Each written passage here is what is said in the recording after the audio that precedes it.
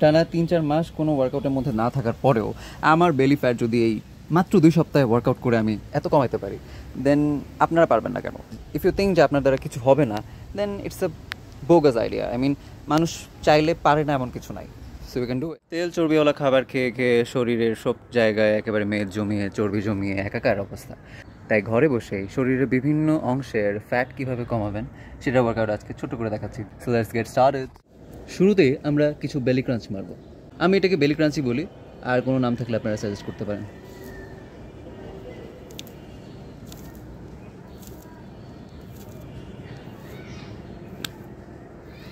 যারা বিগিনার আছেন তারা এটা 10টা করে 3 সেট মারবেন।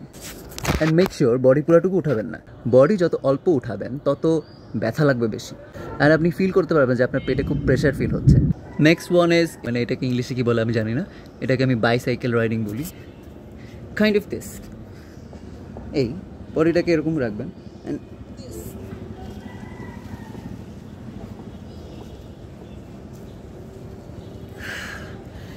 এটাও 10টা করে 3 সেট মারবেন। এটা গেল একটু ইজিটা। এবার একটু অ্যাডভান্স কিছু শিখাই। লাইক পুরা বডি শুয়ে ফেলবেন, অ্যান্ড এই পিঠের নিচে অবশ্যই কিছু একটা দিয়ে রাখবেন, না হয় পিঠ ব্যথা করবে। আমার অভ্যাস হয়ে গেছে, so I have no issue. সব থেকে বেশি যদি লাগে সেটা হচ্ছে দিস ওয়ান।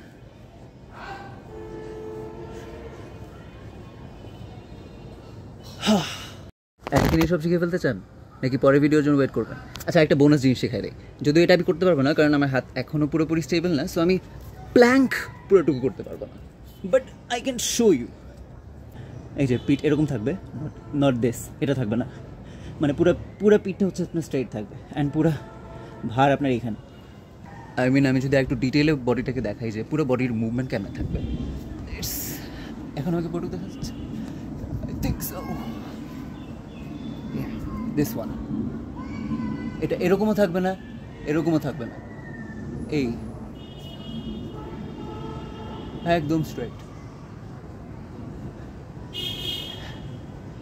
বিগিনার লেভেলে আপনি যদি এটা করতে পারেন, then you are just killing it.